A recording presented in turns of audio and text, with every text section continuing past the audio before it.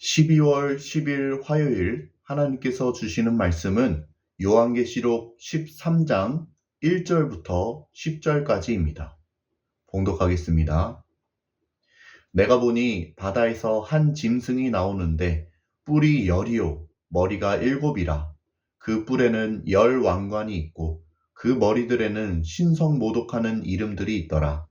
내가 본 짐승은 표범과 비슷하고 그 발은 곰의 발 같고 그 입은 사자의 입 같은데 용이 자기의 능력과 보좌와 큰 권세를 그에게 주었더라.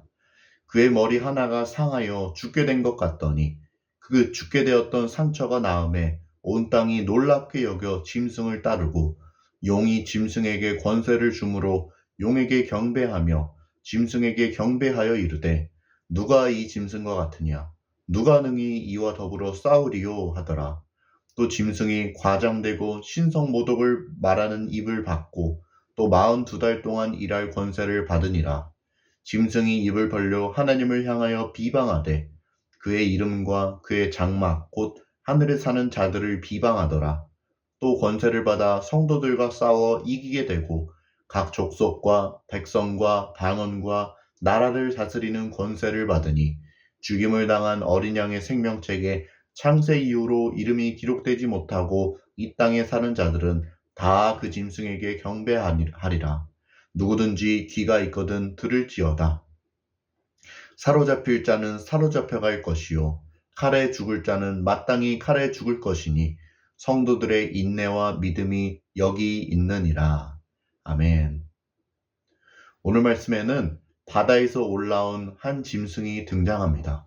이 짐승은 하나님과 성도들을 대적하는 악의 세력을 의미합니다.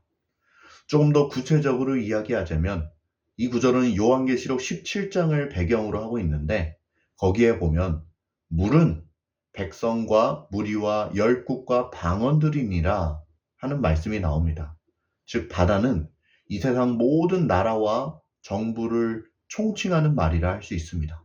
그러니 정리하자면 바다에서 올라온 짐승은 하나님과 성도들을 대적하는 세상 권력을 뜻한다고 할 수 있습니다. 1절과 2절에 그 짐승의 모습이 묘사되어 있는데 먼저 짐승은 10개의 뿔과 7개의 머리를 가지고 있습니다. 그리고 각 뿔에는 왕관이 씌워져 있으며 각 머리에는 하나님을 모독하는 이름들이 있습니다. 10개의 뿔과 7개의 머리, 그 뿔마다 씌워진 왕관들, 이것으로 보아 우리는 그 짐승이 굉장히 두렵게 생긴 존재이며 엄청난 권세를 지닌 존재임을 알 수 있습니다. 그리고 이 짐승의 주된 일이 하나님을 모욕하는 것임도 알 수 있습니다. 한편 2절에서 이 짐승의 모습이 조금 더 구체적으로 기록되어 있는데 성경은 그 짐승이 표범과 비슷하며 그 발은 곰의 발 같고 그 입은 사자의 입 같다고 말합니다. 바다에서 올라온 짐승은 표범처럼 날렵하며 곰처럼 강한 발을 가지고 있고 사자처럼 날카로운 입을 가지고 있습니다.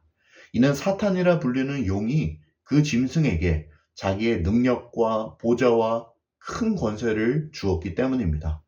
사탄은 최후 심판 때에 지옥으로 떨어지게 될 것이지만 그 전까지 이 땅을 주관하는 제한된 권세를 가지고 있습니다.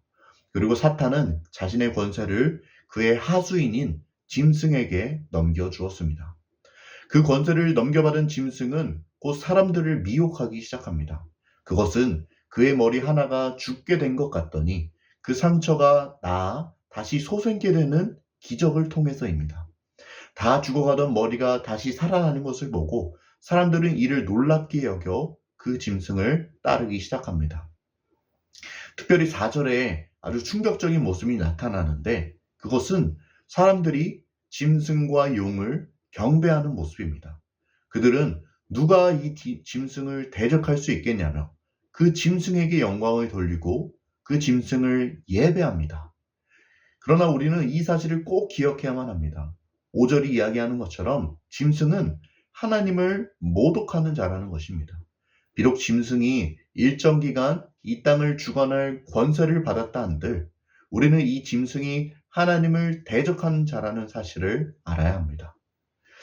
짐승이 하는 일은 6절부터 8절까지 기록되어 있는 것처럼 하나님을 비방하는 일입니다. 또 권세를 받아 성도들과 싸우는 것입니다. 성도들을 핍박하는 것입니다. 또한 각 족속과 백성과 방언과 나라를 다스리는 권세를 받아 이 땅에 사는 자들로 하여금 그 짐승을 경배하게 하는 것입니다. 그 짐승을 예배하게 하는 것입니다. 그래서 요한은 이 말씀을 읽는 모든 이들에게 누구든지 귀가 있거든 들으라고 외칩니다. 주를 믿는 성도 중에 더러는 사로잡혀 갈 것이요 더러는 칼에 죽을 것이니 우리에게 인내와 믿음이 필요하다는 것입니다. 이는 마지막 때에 우리에게 어떠한 일이 닥칠 수 있음을 알려주는 것인 동시에 인내와 믿음으로 이 환난을 견디라는 말입니다. 여기까지가 오늘 우리가 읽은 본문의 내용입니다. 오늘 주시는 메시지입니다. 첫째, 악한 영에 미혹되는 것을 경계하라. 오늘 말씀에 등장하는 짐승은 사람들 앞에서 놀라운 기적을 보여줍니다. 그것은 심한 상처로 거의 죽어가던 한 머리가 다시금 살아나게 된 기적입니다. 그 상처가 너무나 심했기에 사람들은 모두 그 머리가 죽을 것이라 예상했습니다. 그러나 모두의 예상을 깨고 살아서 움직이는 머리를 보며 사람들은 열광하기 시작합니다. 그리고 이 능력에 매료된 사람들은 다른 것들을 다 제쳐두고 그 짐승을 경배하기 시작합니다. 그 짐승이 보여준 기적을 진리로 받아들였기 때문입니다. 하지만 우리는 우리 눈에 보이는 이러한 현상을 넘어 그 현상 배후에 있는 힘이 무엇인지를 알아야 합니다. 그리고 오늘 말씀은 그것이 용이 짐승에게 넘겨준 권세라고 이야기하고 있습니다. 사탄이 이 세상 주관자들에게 넘겨준 힘이라고도 할 수 있겠지요. 복음서에서 예수님이 마귀에게 시험받은 일을 기억하십니까? 거기서 마귀는 예수님께 네가 만일 나에게 절하면 천하 만국의 영광을 너에게 주겠다고 말합니다. 이것을 통해 우리는 사탄도 최후 심판이 오기 전까지 하나님의 묵인 아래 어느 정도 이 땅을 주관할 힘을 가지고 있음을 알 수 있습니다. 그러니 우리가 여기서 알아야 하는 것은 무엇이냐면 사탄도 얼마든지 속임수를 사용하여 사람들을 미혹할 수 있다는 것입니다. 사탄은 할 수만 있다면 가능한 모든 방법을 동원하여 사람들과 하나님 사이의 관계를 멀어지게 하는 존재입니다. 오늘 말씀에선 짐승이 사람들 앞에서 이적을 행함으로 그들을 미혹하였지만 우리는 사탄의 전략이 매우 다양하다는 점을 기억해야 합니다. 사탄은 오늘 말씀처럼 어떠한 놀라운 일을 통해 우리를 미혹하기도 하고 우리의 취약한 부분을 파고들어 우리를 유혹하기도 하며 때로는 회유를 통해 때로는 비난을 통해 협박과 핍박 등 갖은 방법을 동원하여 하나님과 우리 사이를 떼어놓으려 할 것입니다. 그래서 우리는 늘 악한 영에 미혹되는 것을 경계해야 합니다. 우리 예수님은 말세에 거짓 그리스도들과 거짓 선지자들이 일어나 큰 표적과 기사를 보여 할 수만 있으면 택하신 자들도 미혹하리라고 말씀하십니다. 그러니 우리는 늘 경계해야 합니다. 어디서 신기한 일이 일어났다고 해서 다 믿어서도 아니 되며 진리와 비진리를 교묘히 섞은 말을 덥석 받아들여서도 안 됩니다. 악한 영에 미혹되는 것을 경계하십시오.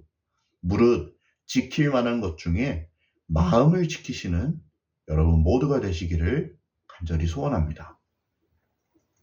둘째 주시는 메시지입니다. 인내와 믿음으로 마지막 때를 살아내라. 짐승은 용으로부터 권세를 받아 성도들을 대적합니다. 그리고 그 짐승은 각 족속과 방언과 나라를 다스리는 힘을 가지고 있습니다. 아마 2000년 전에 이 편지를 읽는 초대교회 성도들은 가장 먼저 로마 제국을 떠올렸을 것입니다. 로마는 강력한 힘을 통해 교회를 대적하며 성도를 핍박했습니다. 그리고 이로 인해 많은 그리스도인이 경제적으로 불이익을 당하거나 사회적으로 배척을 받거나 혹은 감옥에 들어가고 결국엔 죽음을 맞이하게 되었습니다. 이러한 짐승의 횡포 앞에 우리 그리스도인에겐 두 가지 선택지가 있습니다. 하나는 그 짐승에 굴복하여 짐승을 경배하는 것이고, 다른 하나는 그 짐승에 맞서다 죽음을 맞이하는 것입니다.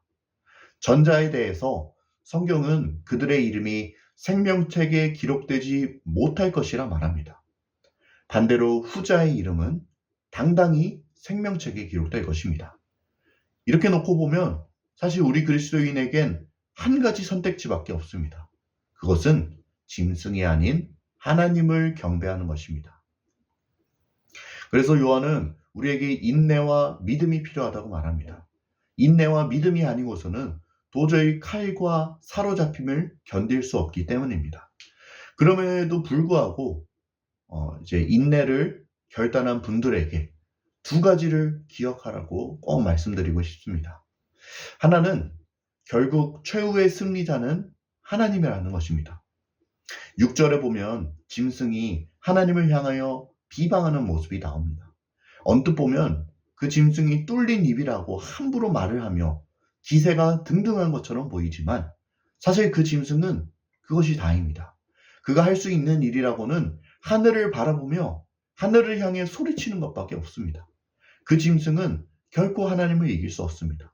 하나님의 장막을 무너뜨리지 못합니다. 그저 그 더러운 입으로 하나님을 욕하는 것밖에 없습니다.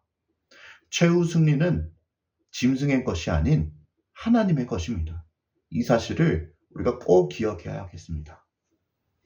우리가 인내와 믿음으로 이 세상을 살며 기억해야 할 또 한 가지 사실은 짐승을 대적하는 자들의 이름이 하나님의 생명책에 기록된다는 것입니다.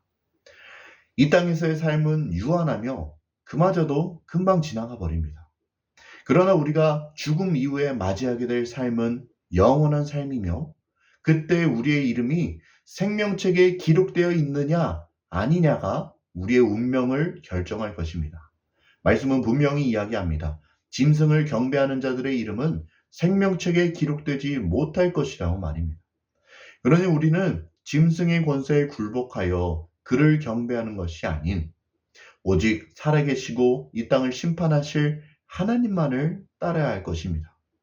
인내와 믿음으로 마지막 때를 살아내십시오. 사로잡힘과 칼을 이상하게 여기지 마시고 마땅하게 여기십시오.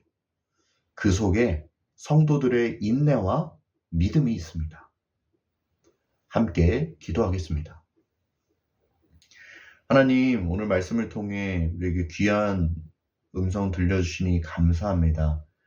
우리가 이 마지막 때를 살아가면서 짐승이 아닌 하나님만을 섬기기 원합니다. 그 어떠한 어려움이 온다고 한들 우리 주님이 이루실 최후 승리를 믿으며 또 기대하며 인내하는 우리 모든 주의 성도들 될 수 있게 은총을 더하여 주옵소서. 오늘 하루도 그렇게 살아가기를 간절히 바라고 원하며 살아계신 예수 그리스도의 이름으로 기도드립니다. 아멘.